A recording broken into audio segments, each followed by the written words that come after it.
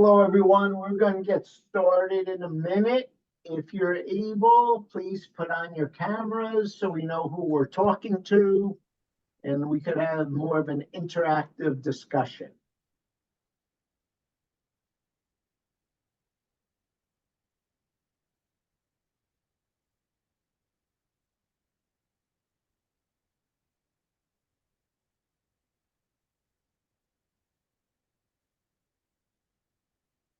Okay, why don't we get going? And welcome to the last workshop of the Changemaker Challenge series. We will be talking about financing for profits and nonprofits. And the program today is going to be delivered by two people who have been longtime supporters and true friends of our social impact efforts, both on campus in Temple and in the surrounding communities. Dr. Wayne Williams, as you can see, is associate professor in the accounting department. He is also the faculty advisor for the National Association of Black Accountants. And he has been involved for years, at least since Mayor Nutter in 2009, Wayne, and perhaps before, in terms of working in the city of Philadelphia on committees in terms of tax reform, and right now a major 2035 city planning effort. And so Wayne will be kicking off in a couple minutes. For those of you who don't know him, I urge you to reach out. He is a man about town, a mover and shaker, and is on top of everything happening in Philadelphia. Awesome.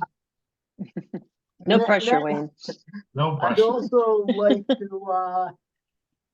like to introduce Julie Stapleton Carroll, who is program director of Blackstone Launchpad here on the main campus, and also heavily involved in the Nest, which is a new innovation center up at the Health Sciences campus. And Julie also is extremely active. She is president, let's see if I get this right, president of the board of the Germantown United Committee. Most of us just refer to her as the mayor, but she's a mover and shaker in Germantown, and also has a long history in education and was a founding partner of a charter school, which I believe may be more than one right now, Julie, two, and has been active in sort of the charter school, I don't want to say movement, but establishment, and making different educational options more accessible to people in the community. So if we could go to the next one, Emily, real quickly. As most of you know, submissions for our Changemaker Challenge are due a week from tonight at 11:59. Please be sure to submit if you have an idea at any level of development. It's an early stage idea showcase and competition. And there's an opportunity for you to get expert mentoring, which I'll talk about in a minute, and also to win some money. And it's a great experience.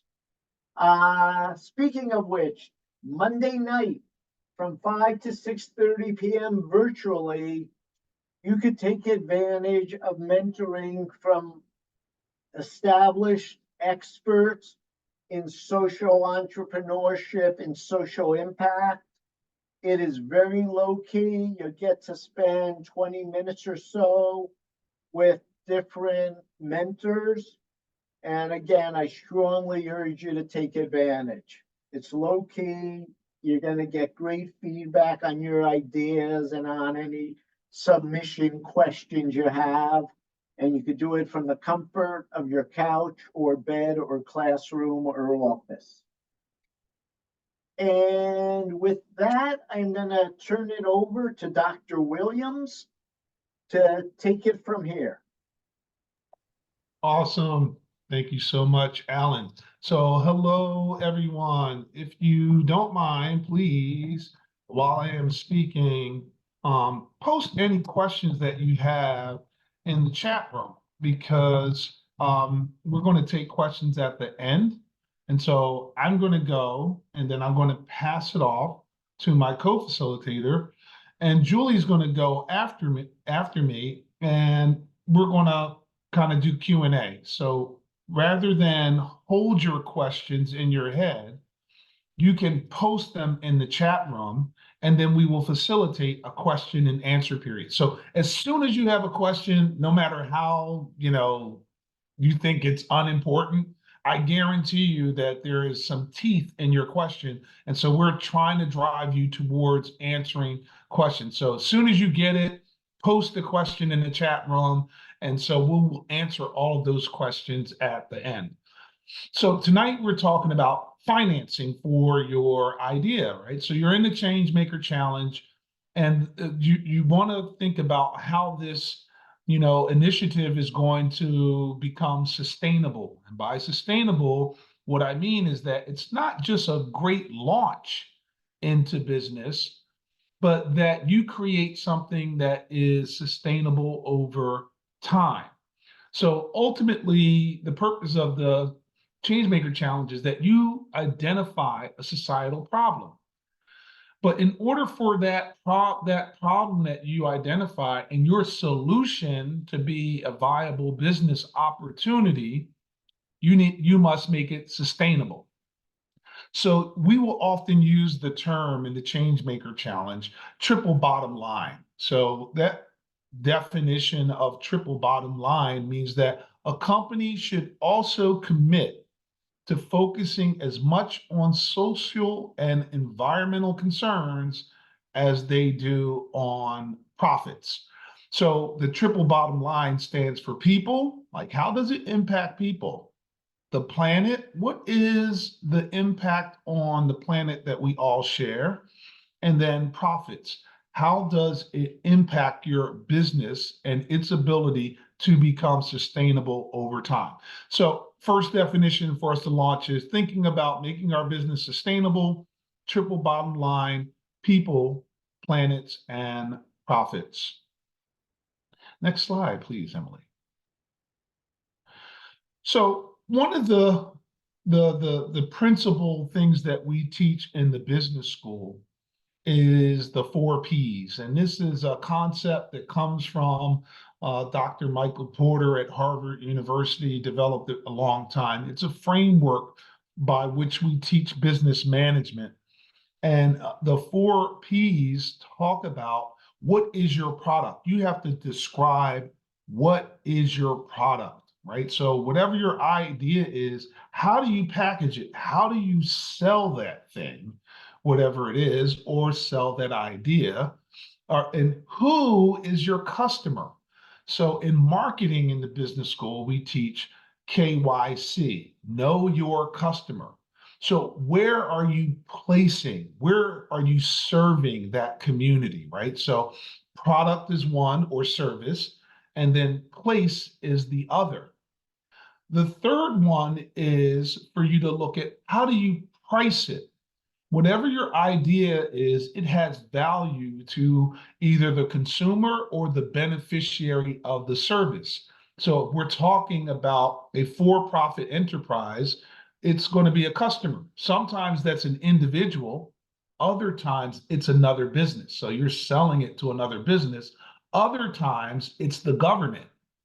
So there's 3 levels of how you think about who your product or service is going to. Is it going to an individual? We call that business to customer. Is it going to another business? We call that business to business. Or is it going to the government contract?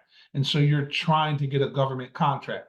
So we use the term B to C, B to B, and B to G. So you want to think about where you are providing that service or that product. So where, the place, right? So that's the third P. And then lastly, profit. How does you providing, not based off of the price, right? The price of what we pay for an item is not what it costs the business to deliver it. So I'll give you an idea, right? So if you think about Apple, how much does it really cost for Apple to assemble the technology into the Apple iPhone? So what does it cost Apple? That cost is the expense to the business. But how much we pay for that iPhone is the price. And the difference between the cost and the price, we refer to that in business as the value that we're adding. So we actually have to get comfortable with suggesting that people who we create value for will actually purchase something at a amount that exceeds the expense to us as a business. And just because we are doing social impact, what we want to think about is, how do I do good while at the same time doing well? So I can do good for society, but at the same time do well. A great example of something that's happening that you all could look up is, you heard that Julie is with Blackstone in the launch pad.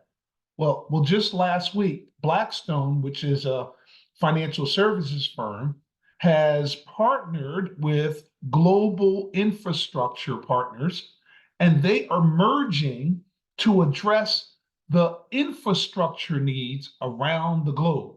And they're able to do this and do it in a profitable way, but infrastructure is a big issue for most countries. A lot of underdeveloped countries don't have infrastructure. Even here in the United States, we have $2 trillion of infrastructure that is deferred maintenance. So even corporations think about how to do good, meaning that they're going to do something for society while at the same time do well, meaning they're going to generate a profit. So the 4 Ps again are product, placement of that product or service, the price of it, and then profit. So 4 Ps. Thank you.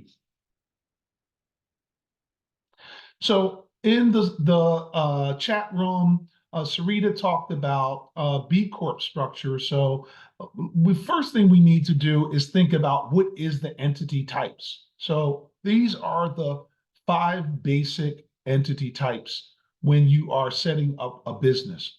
So if you don't incorporate your business, you are a sole proprietor. And these business types are the way that you get taxed. So your entity type is important because you have to pay taxes according to the rules based off of the one that you choose. So if you're sole proprietor, that means that you're unincorporated. If you're a limited liability company, that means that you're still unincorporated, but you do register that business in a state. And so if you're a single member, you're going to be taxed like a sole proprietorship. If you have more than one member of that LLC as the owner, then you're going to be taxed like a partnership. The third type is a partnership. There are 2 types of partnerships. One is a general partnership. One is a limited liability partnership. And the partnership is established in a partnership agreement between the 2 owners. So let's say Alan and I say we're going to form a partnership. You would not be able to see Alan and I's partnership agreement. It would dictate terms like, okay, how much of the profit am I entitled to? And if I'm in business with Alan, I'm pretty sure I'm going to be the 30% partner, and he's going to get 70% of the profits from the partnership. But it also holds other things like, what happens in the event that I were to pass away unexpectedly? What would happen to my 30% ownership in that partnership? So even when you're thinking about starting a business, one of the things that we talk about in business school is your exit strategy. What happens when you're no longer there, right? A cooperative is when you bring together a number of different businesses and form a kind of like master business. So an example of something that looks like a cooperative that is formed as an LLC would be Early Warning Services LLC. And so Early Warning Services LLC is a cooperative amongst many banks. And you don't know Early Warning Services LLC as a company, but I want you to go out to Google while I'm speaking and type in Early Warning Services LLC. And what you will see is that it is Zelle.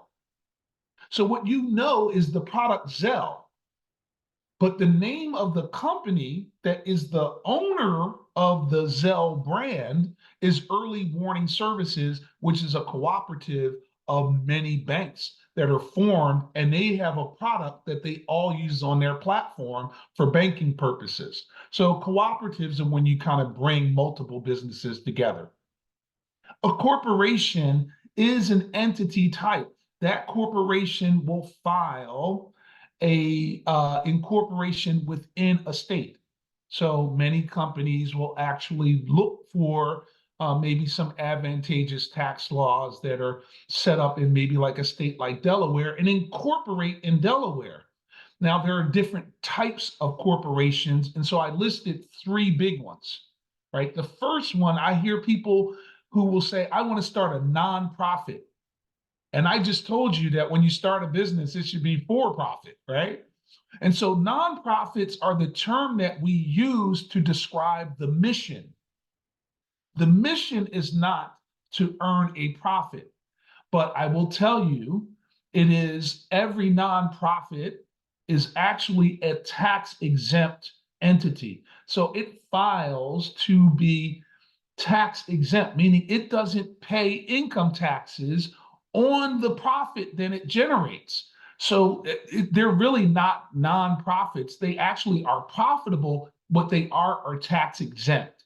And that tax exemption is under Section 501. So that's why we call it a 501c3. But what you will find that there are many different types of 501 entities that make them tax exempt.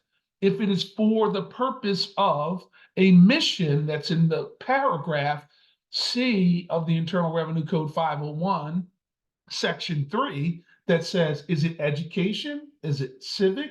Is it social? Then it's a 501c3. But there's 501c4s, 501c5s, 501c8s, 501c10s. You get where I'm going. What it means is it's a tax exempt entity. So it's incorporated, but it doesn't pay federal income tax, right? And it makes profit. So Temple University is a tax exempt organization, and the hospital for Temple University is a tax exempt organization, and it has money in it, but it doesn't pay income tax. The other two corporations are Subchapter S. You've heard of a S corporation. Well, that S is found in the Internal Revenue Code. And so that's one type, and you're limited to 100 owners. Or a C corporation. That's a different type of entity. And so there may be some real tax advantages because we've changed the tax code. And so these are all of the choices that you have. So when you have, I saw in the chat, a B corporation, this one is really focused on the way that I get to my financing, right? That I'm looking for a public-private kind of partnership that allows me to pursue financing as a B corporation. And so now, Emily, can we go to the next slide? So let's dovetail to the next slide. Here is the biggest takeaway for me of what I'm going to share. After you get your business up and you win the Changemaker Challenge and you got some funding, I'm saying take some of that money and go sit down with an accountant and an attorney.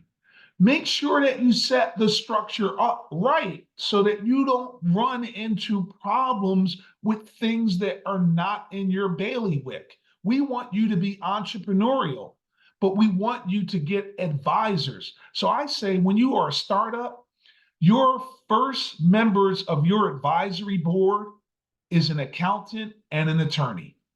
The attorney helps give you some insight on the legal issues associated with having your entity, and the accountant helps you with filing all of the necessary paperwork. So I give you on that slide some things that accountants and attorneys actually do to help a business owner. You save a lot of money in the long run by paying the fee, especially in the beginning. So just keep in mind, one of the costs of doing business is to get support from an accountant and or an attorney. Emily, next slide. All right, so how do you finance? And I don't care what kind of strategy you hear, what new innovative term they come up with. There are basically only three ways that you can actually fund any business idea. The first one is bootstrapping. In other words, you don't ask for money from anywhere. You say, where is my capital, right? Which is the money that funds your business idea. If you start your business, which all of you are going to do, out of your own resources, that's a form of bootstrapping. If you're able to generate profits from your business and then use those profits to purchase more product or provide more service, you're bootstrapping your business. You're using the profits from the business to sustain the business, and so you don't have to seek financing from without the business. You're doing it just based off of the idea itself. Now, most businesses can't do that, so they have to pursue the other two types of funding. The first one is from investors. And so there are different types of investors for-profit entities. There's family and friends. They might be, oh, I'll help you out with that. There is some, crowdfunding that you could do as well. GoFundMe actually has tax implications. It's not free money. GoFundMe could get you into a nasty letter from the IRS. So you need to have an accountant. And so I've had many businesses reach out to me afterwards and say, hey, I didn't know that I had to include GoFundMe, that money that I generated, and put it somewhere because it's income. Did someone derive value? Was it a gift to you? How are you going to classify it? That's an important takeaway. Venture capital. Venture capital and angel investors take a lion's share of the ownership in your business. So you have to be mindful when you say, I want to seek venture capital. They're not going to give you the money. If you ever watched an episode of Shark Tank, they always say, how much money do you need? What percentage of your business are you going to give to me for me to give you the money? So no money comes to you free, right? So that's a form of a for-profit business seeking out venture capital, Shark Tank. Now, nonprofits, which Julie is going to touch on in great detail, they rely upon capital that comes from either donors, right? And so there are two types of nonprofits. From a tax perspective, is it a private nonprofit, meaning you only get money from maybe like foundations or the like? Or is it a public nonprofit in which you receive money from anybody in the public? If you have to have the accounting infrastructure for a public nonprofit. I'll give you an example. If you were to give WHYY as a friend, I'm a contributor to WHYY here in Philadelphia. So they're public broadcasting service, and they are a tax-exempt nonprofit, right? When I send them money, my membership, if I give them extra money beyond that membership, they send me a letter back and say, hey, Wayne, you are a supporter of WHYY. The membership costs $35. You gave us $125. Here's a letter saying that you gave a $90 tax deductible contribution. You can use that on your tax return. Now, they've got the accounting infrastructure in place. If you start your nonprofit without that, again, you didn't get an accountant. Now you get a nasty letter from the IRS saying that you're not in compliance. The IRS is not being mean. It just means that you as an entrepreneur want to stay in compliance. You also may be eligible to get a grant. And if you get a grant, you have to account for that grant. So one of the things that I would tell you is that These are complicated. They need to be filed in tax returns. And so if you have an opportunity, I'm going to put it in the chat room, you can type in Google and say, I want to see Temple University Form 990. You can look at Temple University's tax return. It's publicly available because it's a public nonprofit. So you can go right out right now and you can look at the salary for the president of Temple University, and you can see that the basketball coach makes more than the president because it's on there. All right, so the third one, probably one of the more popular ones, is loans. You can borrow money, but you have to pay that money back over time with interest. So a lot of loans for small businesses are not like mortgages. They are often 5-year loans. They are sometimes 10-year loans. And you need to make enough profit to cover the loan for the bank to give it to you. And what does the bank want in order to give you a loan? Financial statements. They want to see your incorporation. So there's the attorney. And they want to see your financial statements. So there's the accountant. And you would submit that along to the bank. And they usually will evaluate those financial statements. And based upon the character of the person who is making that loan application, that those 3 elements, your incorporation papers, your financial statement, and your character, are the things that the bank uses in order to finance you. That will give you either a thumbs up or a thumbs down on the loan. You must repay the interest and the principal back from out of your profits. Thank you, Emily. Next slide. All right, so I shared a lot. I'm glad I'm going to pass it off to Julie. But before I pass it off to Julie, Alan wanted me to really let you know that there are different ways, in a big picture kind of way, that you are looking to finance your business, whether it's for profit and or quote unquote nonprofit, which means we want you to make money. Really think about, you can call it tax exempt and it's equal to nonprofit. Make a profit. And I'm pretty sure Julie at the Germantown nonprofit that she belongs to, they keep money that they actually make every year to sustain their operations over time. So right here up on the 7th floor in Alter Hall, we have the Temple Small Business Development Center. I think Emily's going to send out the slides to all of you. The link is in there.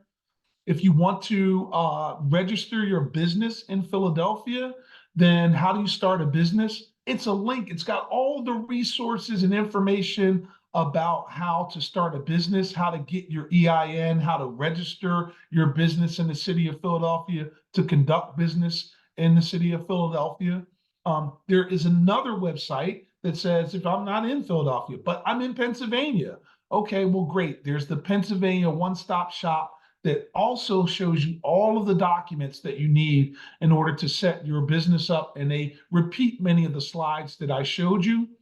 One form of financing that goes through the Commerce Department in the city of Philadelphia. And when I tell you that they focus in on businesses like the Changemaker Challenge, these are from very small businesses that get $50,000 loans for working capital to huge major projects that are in Philadelphia that are going to shape the difference in the way that we operate as a city. One of those projects is the Bellwether project that is being financed down by the airport. Huge multi-billion-dollar project. Sustainable. What they did is they got rid of the refineries and they're replacing it with supply chain.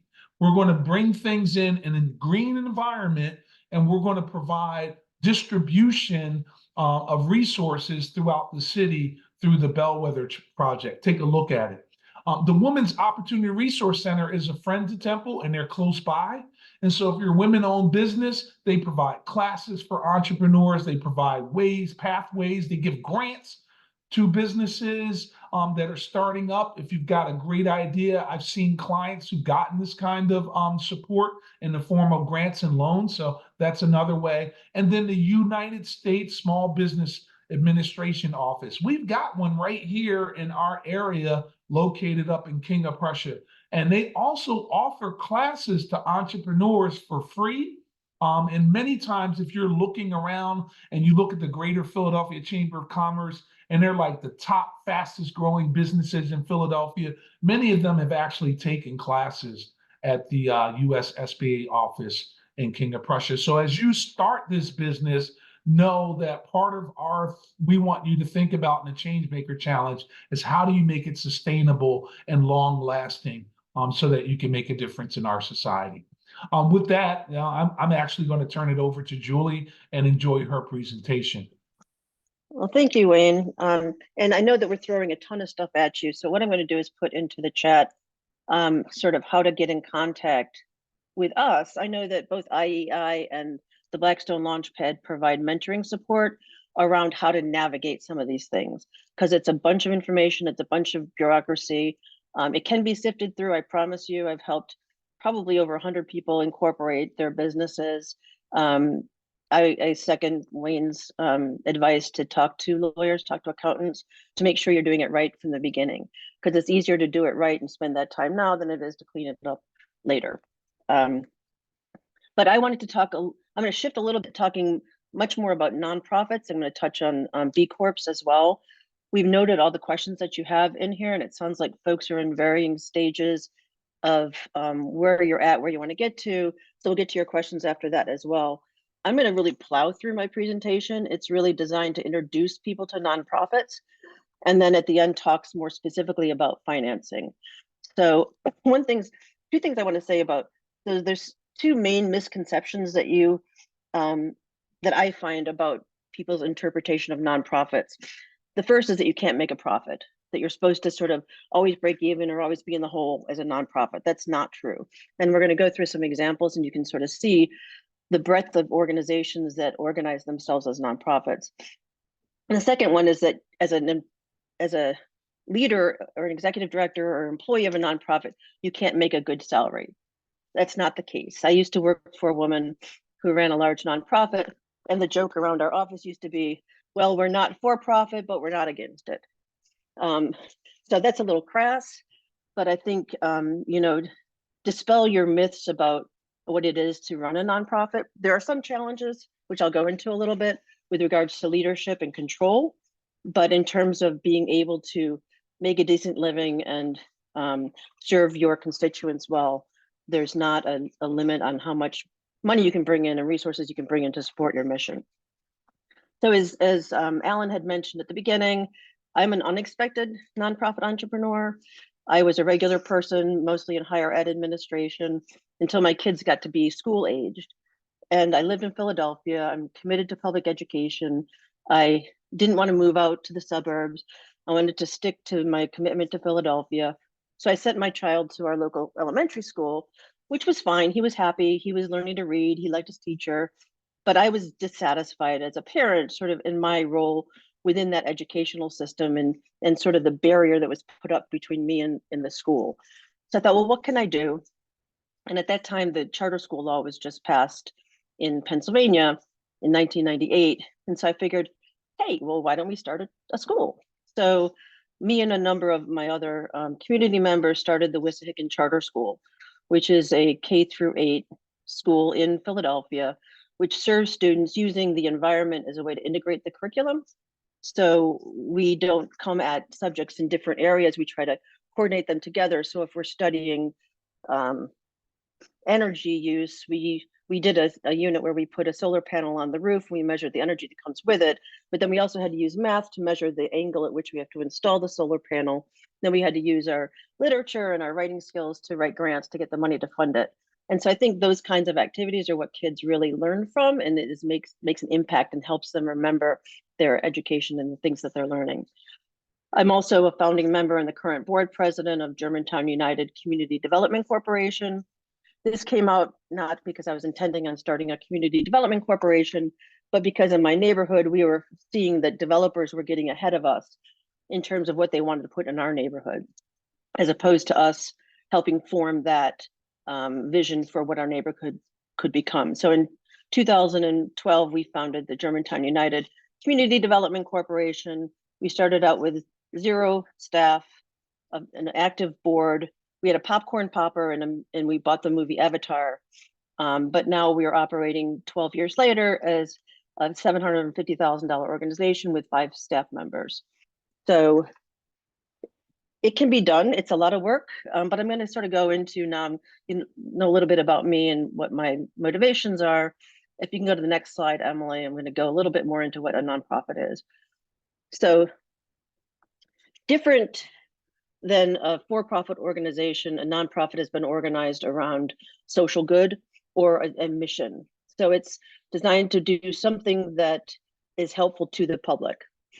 So you're working, so there's various things. I have here bullet points: the public, a specific group of individuals, or the membership. So you can target a number of different individuals through your mission. I think Wayne had alluded to cooperatives and membership organizations and specific public, or the general public or specific group. But you can target your nonprofit based on that, and you're not violating any sort of federal laws. We'll go on to the next slide. So quickly, we're going to go run through these. If you can go click, click, click, click, click, Emily. These are all organizations. One of them is not a nonprofit. Can anybody guess what one that might be? Just feel free to put that in the chat. Every single one of these organizations are nonprofits except for one.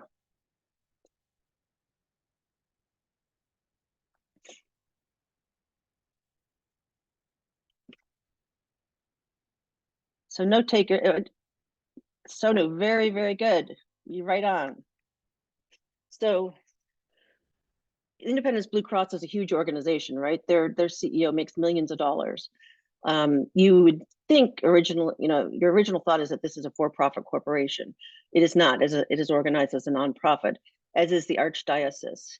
When Wayne had mentioned 501c3s, the Archdiocese would not qualify as a 501c3. Religious institutions have another designation, but they're also considered nonprofits. Mastery charter schools, all charter schools have to organize themselves as nonprofits. United Way is a cooperative of nonprofits, so it's an umbrella organization for nonprofits, supporting fundraising for them. United by Blue is a Temple company, founded by a Temple alum. It is a coffee shop slash retail establishment, and it is organized as a B Corp. And I'm going to go into how to organize as a B Corp in a couple slides from now. But all the other ones are organized as nonprofits. So fraternities, PBS, public broadcast stations, political PACs and political organizations also do not qualify as 501c3s, but they have a different designation, but they are considered nonprofit. So go on to the next slide. So why would you want to become a nonprofit? There's definite bonus benefits. You have a true social mission. You want to broadcast that. Your donors, people giving to your organization, can get and give a tax write-off. So you can get as a 501c3 organization, you don't have to pay state or federal taxes. And your donors can also write off their donations to you on their taxes. You have access to grants and foundation money. So in Wayne's slide talking about funds to get, you can get, your second bullet point was, what was that? Not loans, it was investments. So you can have investments as a corporation or as an LLC, but you cannot typically access grants and foundations money. Those are typically reserved for nonprofit status organizations. And then you are, like I mentioned, you are exempt from taxes. So you're not required to pay state or federal taxes on purchases that you make, etc. So those are the benefits. There are challenges. Go ahead to the next slide. So I don't know, this segue doesn't work quite well, but so a benefit corp is a fairly recent iteration of an opportunity to organize your company that is not a nonprofit, but has similar messaging coming out of it. So a B Corp is an organization, a company that has organized themselves in a for-profit way as a C Corp or as an LLC or whatnot, but they choose to apply to this external organization, but one that's sort of government affiliated, to qualify as a B Corp. If you're familiar with LEED certification in architecture and building, it's similar to that. There's a variety of ways that you can qualify as a B Corp, and you have to demonstrate that to this entity through an application. So you can't jump out the gate as a B Corp. It's going to take a couple of years for you once you've organized as an LLC or as a C Corp to qualify. But then you apply to this external organization, and I've got some links in the next slide that you can get reviewed and get accepted, and then can use that designation. It's the benefit to it is that you can say that you're a B Corp, and I think that signals a lot to people, certainly that you care. Patagonia is a B Corp. Kickstarter is a B Corp.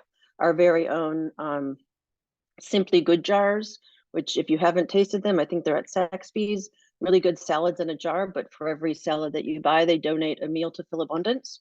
They qualified as a B Corp, but it took them a couple years after they organized formally. So go ahead.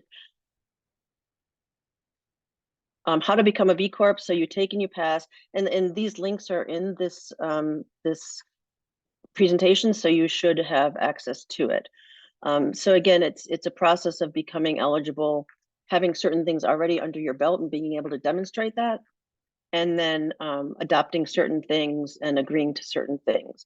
And you get audited as a B Corp. You know that you can have it taken away, but it's a good sort of flag to have on your ship if you can get it. If you don't choose to organize as a nonprofit.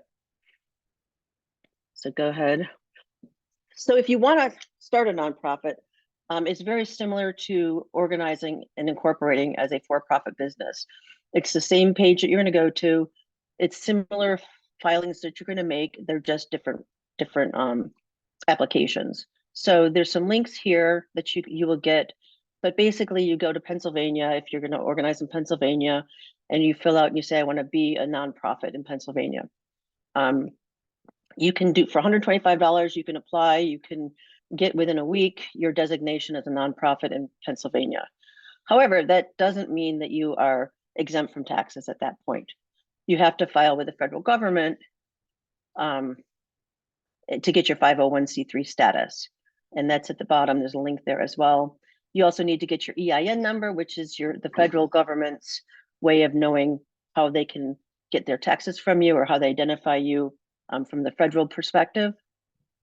You're going to want to open your bank account. And I think there was a question in the chat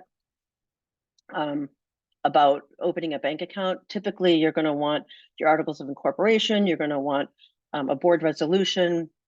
You're going to want some money, and then you can open your bank account. You need your EIN number and your entity number that you get. Your entity number you get when you incorporate your organization.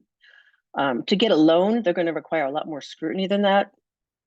As an example, when we first started the Wissahickon Charter School, we had no money. We weren't going to get any money until our students first started, right? Because we were paid by pupil. So for every student that came into the school, we got a certain allocation every year. So we were faced with the chicken versus the cart versus the horse, or the chicken versus the egg, one of those things, where we needed a school building, but we had no money. We had no money because we had no students. We couldn't get any students because we didn't have a school building. So we went to, I must have gone to 15 different banks asking for loans. We were renting our building, so we had no collateral. So there was nothing that we could put up against that loan to satisfy the bank that we would actually pay it back. So we ended up going to the Reinvestment Fund, which is a community lender who had never worked with a charter school before, but I guess they liked us because they said, how much money can you come up with? So we sat around our kitchen table, and this is with a nonprofit, this is sort of how it happens. And even when the for-profit, you're rolling up your sleeves and you're doing whatever you need to do to get it done. So we, on a little piece of paper, I had everybody write down how much could you contribute to collateralizing our loan. So somebody put up their mom's retirement, which is crazy. Love the mom. You know, I put a lien on my house, which was also stupid. So we came up with about $90,000 that the bank then said, okay, fine, we're going to hold this money for 5 years and we'll give you the loan to fit out the building. So we were able to do that. So so it's hard, and you have to be crafty. You've got to be persistent. Like I said, I talked to 15 banks before I got one that would even talk to me. So if you want to commiserate, I'm happy to sort of encourage you, keep pushing. But it's a matter of just being really persistent. So you've opened your bank account. With a nonprofit, you are required to have a board of directors. So since you are what's considered a public entity and you're stewarding public dollars, they require that you have a board of directors that provides that oversight. So, and your oversight is provided by what's called your bylaws. Your bylaws are essentially the rules by which your organization operates. So your bylaws, and there's a link here to a sample set of bylaws, they're pretty standard. There's certain things that are going to change depending on how often you meet, how many members you have on your board, how many years a board member might serve, but there's pretty standard operating sections that help you manage your board. It talks about who's an officer. So typically on a board, you'll have the president, the treasurer, the vice president, and the secretary. You'll talk about how somebody becomes a member, how you get rid of a member, what happens if you need to dissolve the organization. And so it's something that the federal government wants to see, to know that they're in good hands, that there's good structure around this organization to entrust with the public good. At which point you'll want to file for your 501c3 status. There are easier ways to do it than there had been in the past. Now you can file a form 1023EZ, which is, I believe it's $400, or maybe it might be $250. But it goes quite quickly. When I first filed my first form 1023 application, it was this thick. Now it can get down to this thick. They don't require as much material as they did before, but you can be expected to be audited for things like your bylaws, your board of directors listing, etc. So I sort of alluded a little bit to some challenges that you face when you are a founder of a nonprofit. One of the things that you're giving up that you aren't giving up if you file as a for-profit is control.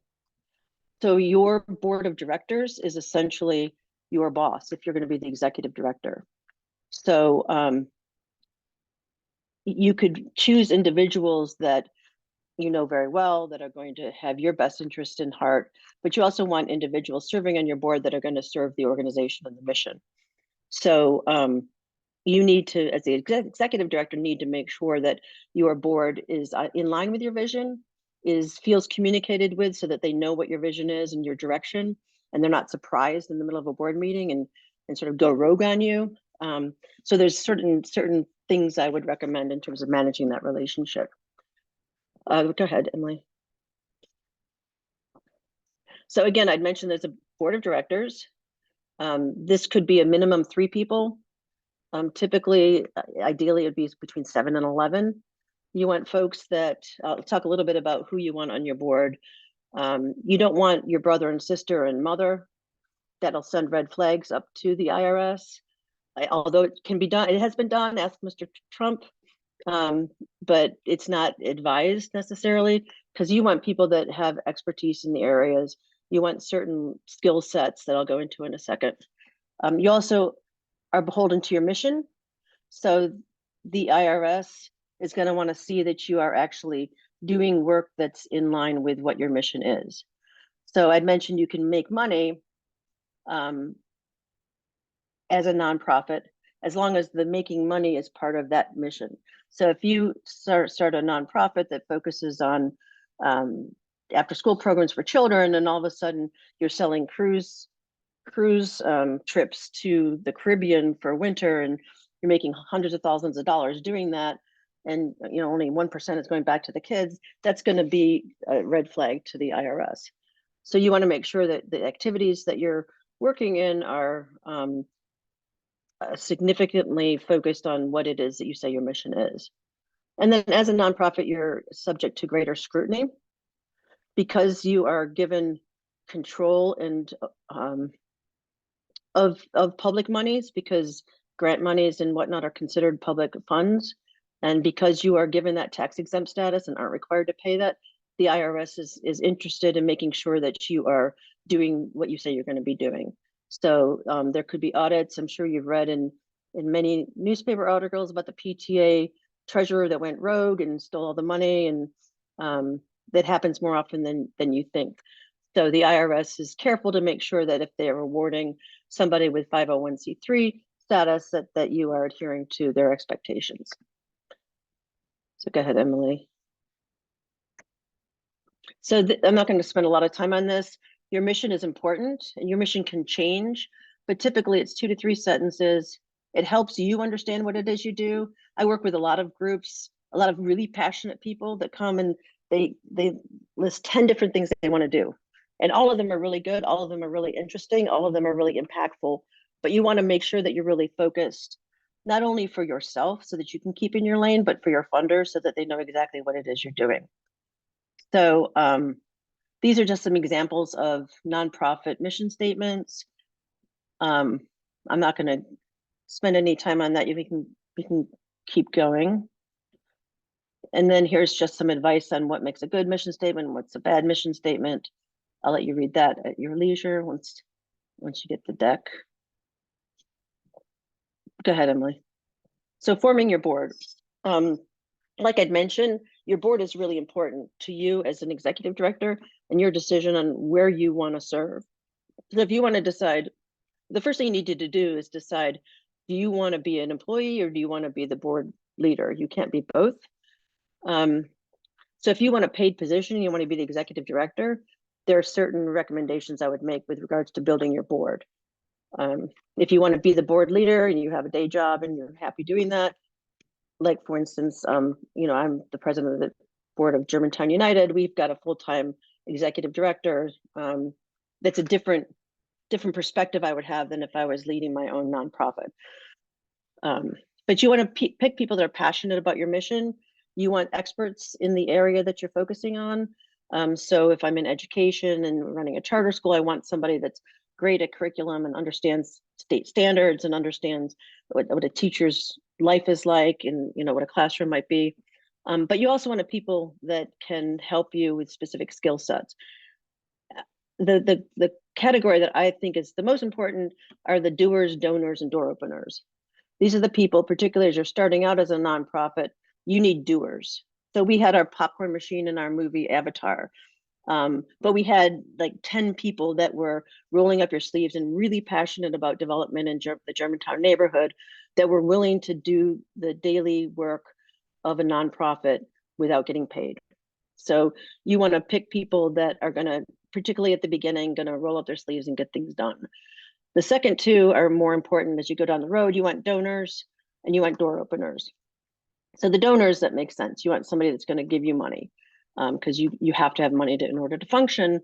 The door openers are probably even more key, that these are people that can open you up and introduce you to other people. So, you know, when I was looking for that bank that would give us some funding, I was talking to everybody I could possibly talk to.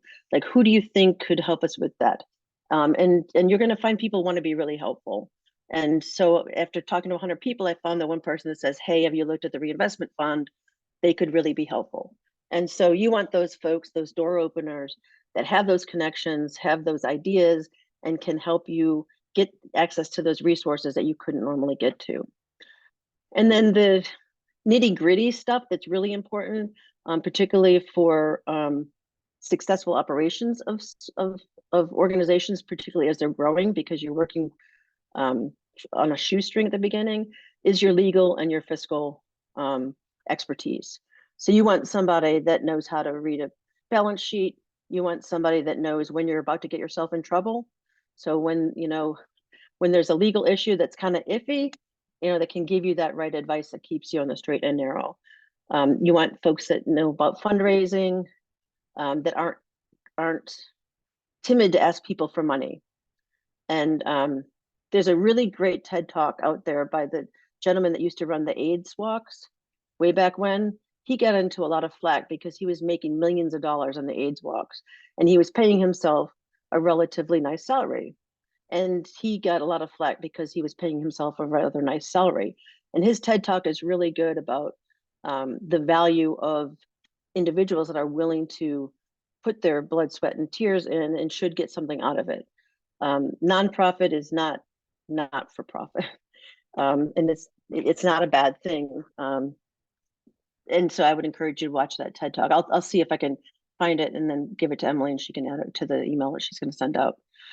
So the other thing is to treat your board as a really formal entity and take minutes from the very get-go. You might be talking about popcorn machines and Avatar movies, but you want to document everything that you're doing, so that you have a monthly record of what the board discussed, and what was decided, what resolutions were made, because you could get audited by the IRS and they'll want to see those. And you also want to have that history of your organization and be able to go back and remember why you made these decisions and who made the decisions, and be able to prove that. And then communicate. What I tell people as I'm working with boards and working with executive directors, as an executive director, you want to go into every single board meeting knowing how every single board person is going to vote. And it doesn't have to be that they're going to vote in your favor, but you have to know them well enough that you're not surprised going into a board meeting. And this is a nitty-gritty kind of thing, but it really speaks to the importance of communication, particularly as you're growing your organization, so that you are all understanding of the direction that you're going in, all on the same page and all in support of that. Okay, Emily. So now this is what you came for, right? So where do the dollars come from? If you've organized as a nonprofit, it's really hard to get money at the get-go, right? Because you don't have a track record. You've got no programs that you can show any success for. You're selling people based on you and your vision and your passion, which could be sufficient, but it's difficult. So friends and family are a good place to start. Your family knows what your passion is. They probably have a few extra bucks they can slide you. It's not going to be what can sustain you, but it can help you get going.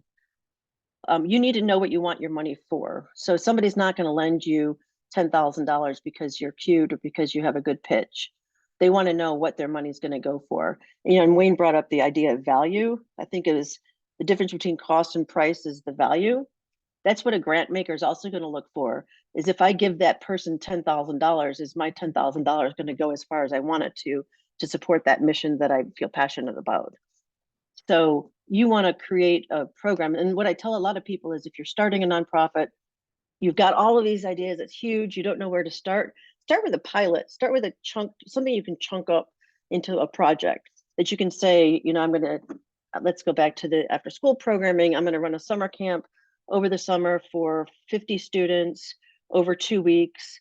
I'm going to need $10,000 to buy supplies, to rent the facility, to buy the insurance, to do the marketing, etc. And this is what, after the 2 weeks, these 50 kids are going to be able to do. That's something that's a tangible thing that somebody can say, oh yeah, okay, I can see if I give $10,000, that's important. I'll see some results from that. And looking at all of your goals and what you think your outcomes are going to be as measurable, grant makers want to see that. So they want to see, if I'm going to fund an after school program, that I can expect that my donee is going to get 100% attendance. Well, that's outrageous, but let's say 98% attendance. They're going to get a higher percentage of students scoring proficient in the math and reading levels. Being able to give your donors specific, measurable, quantifiable outcomes that are realistic for you. You don't want to give them pie in the sky kinds of things, but just for them to know that you've thought about it. I use the internet a lot when I'm looking at who to ask money for and how much to ask for. So Wayne had referred to the 990s. Guidestar.org is a nonprofit organization that collects everybody's 990s. And if you register, you can see everybody's 990s. I use that a lot to see, okay, who's giving them money? How much money do they spend in their programs? What are they spending? You know, how are they organizing themselves? So I can see what's best practices. Germantown United, for instance, has a number of we're probably 40% government grant funded, 60% funding coming from other places. We're looking at sustainability. We want to, we've put our toe in the water to start purchasing buildings, to have commercial, not only own our own offices, but then have other commercial properties that we can both provide tenants for the commercial corridor, but also provide us a sustainable income coming in. So looking at what other people are doing is helpful to help grow your own organization. And then I go to, I'm not hesitant to poach.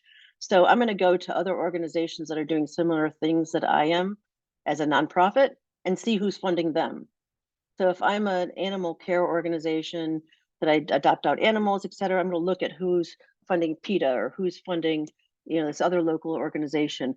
Those people are the ones that are passionate about my cause. And those are the ones that, particularly early on, you can hit up because they might be family foundations, they might be individuals. They're not these larger foundations like the Pew and the William Penn that you're not going to be able to access for 3 or 4 or 5 years as you create a track record of your financial sustainability. So the large foundations like the Pew and Penn, they want to see 3 years of audited financial data before they'll even consider giving you a grant. And if you've ever priced out what an audit costs for a nonprofit, it's not cheap. It's probably what, $4,000 or $5,000. Is that correct, Wayne? So you know, if you're starting out as a nonprofit and you have a popcorn maker and an Avatar movie, you're not going to be able to afford $4,000 for an audit. So you want to go after funds that you know you can access. Family foundations are a really good source of first dollars. They're passionate driven. They most likely have a specific area that they fund, and they'll tell you that on their website or on you know, some grants the library, the Free Library of Philadelphia has an excellent grant database that you can go to, and you can keyword search for grants that might be up your alley of what it is that you want to fund.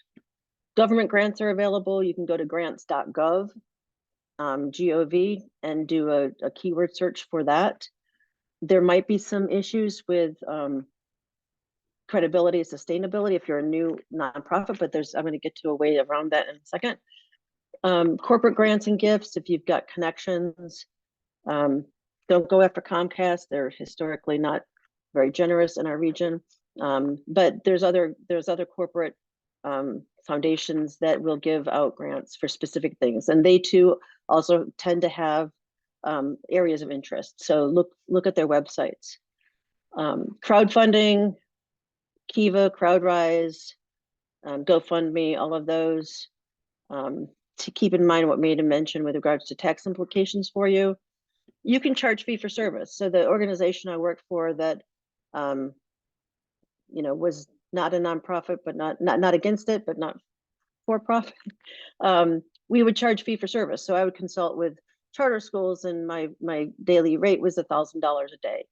That can support a lot. So you can do for-profit work in support of the mission that you're doing, as long as it's in support of the mission that you're doing. And so, so fee for service is an option. Events and fundraisers.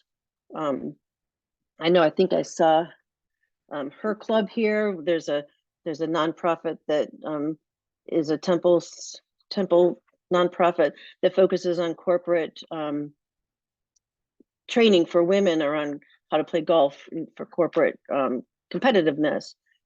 They just had an event in the fall that was highly successful with regards to partnering with a golf course and bringing women on and doing some events that way as well. You can also have fundraisers, auctions. I'm sure you've all heard all about that. So there's definite ways to get funding. It's just a matter of being scrappy and plugging away at it. Go ahead, next slide. So I mentioned a little bit about if you don't have access to that, there's other ways to get access to money. So let's say you don't have your 501c3 status yet. Let's say you don't have that track record to apply for those larger corporate foundations or private foundations. You can partner with other organizations to provide umbrellas for you. So the Resources for Human Development, the Urban Affairs Coalition are both two organizations that provide what's called fiscal sponsorship.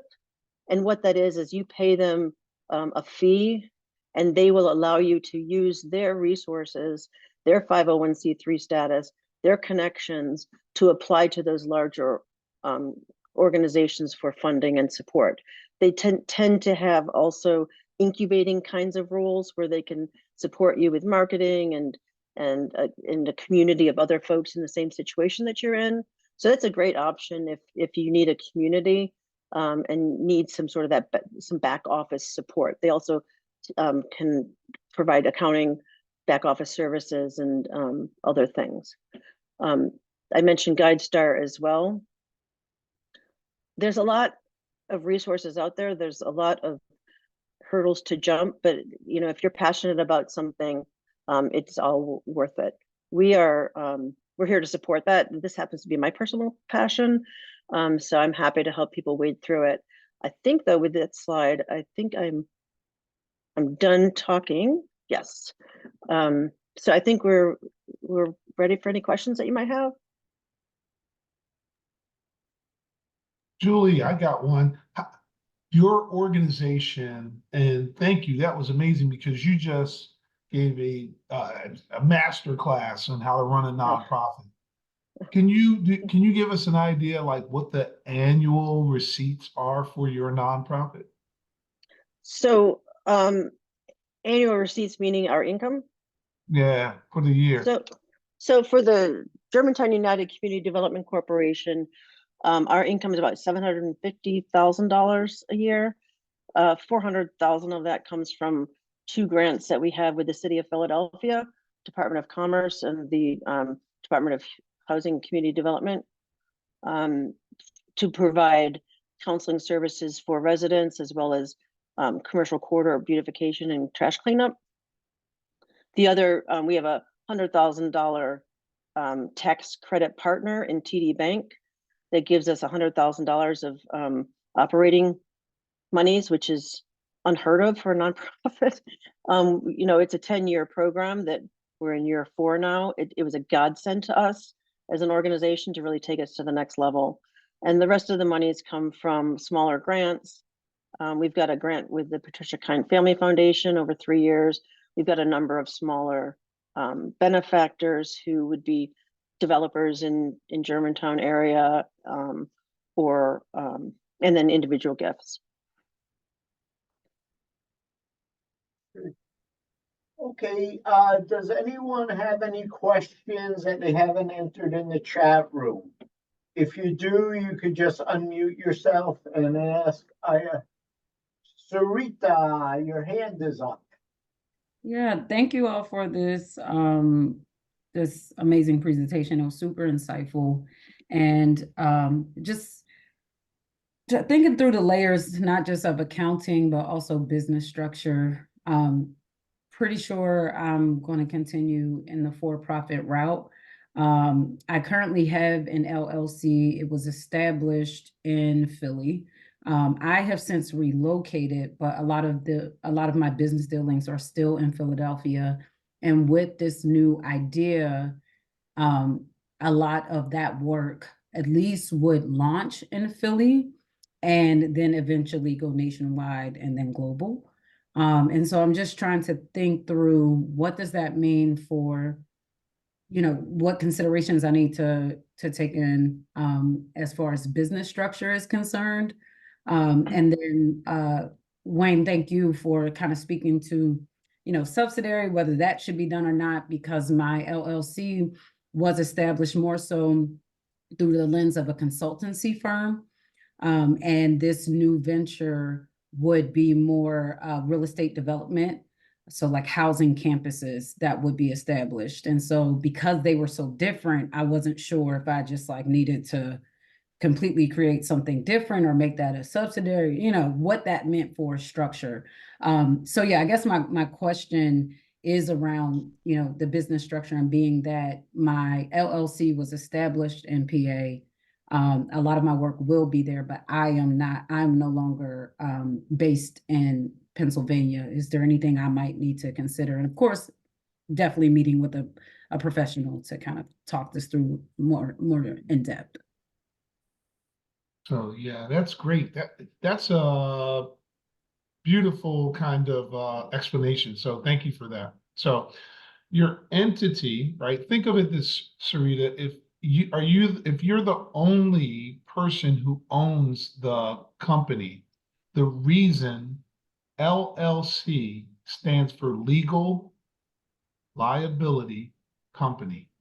In other words, if someone is harmed by your entity, your LLC, doing business with them, the structure prevents them from suing you personally.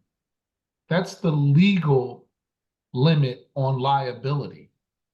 Now so that's what so it's done for legal purposes. You establish an LLC or any entity type to protect you, your own personal assets, from what your business is doing. Often there is no difference between you and the business when you first start out. So you think like it's my business. Well, if the business is separate from you. So you should be doing accounting for the business separate for accounting for yourself. So that tax return, that LLC, you have to have an accountant.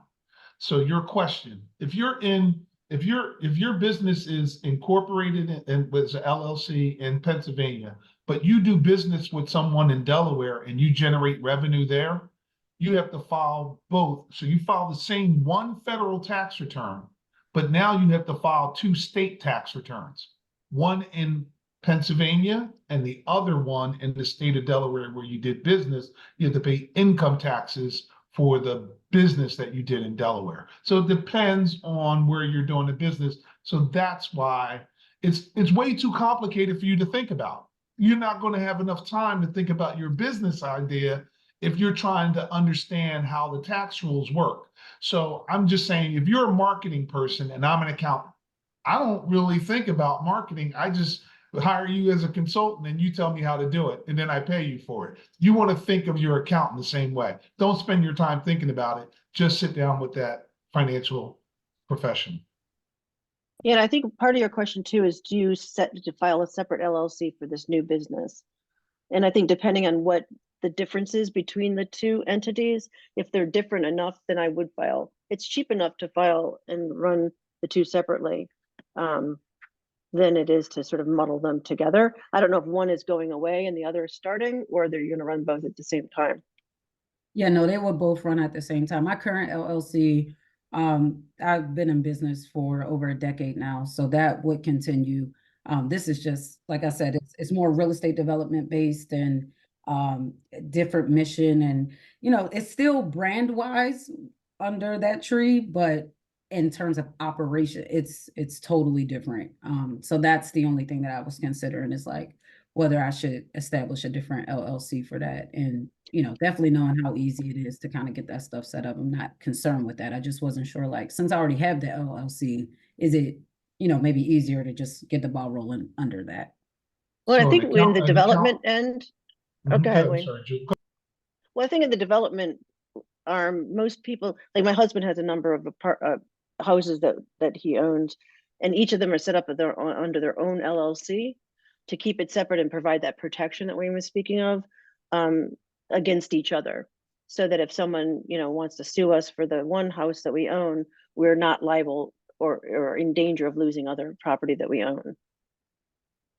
I agree with that. Either way, two separate bank accounts, two separate set of books. Gotcha. Following it both. Thank you both. Any other questions? Nope. Okay, if not, we have a couple slides to wrap up, including the point slide. So. Okay, so, let me just get my screen in order here. Okay, so I would urge you all to register in Startup Tree. Basically, Startup Tree is a LinkedIn for entrepreneurially oriented people. I'm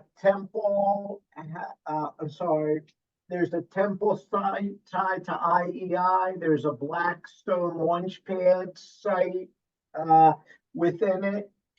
And it's a great way you could reach mentors and experts actually globally and do searches for people who are in an industry you want to be in, dealing with a social issue you like, certain functions.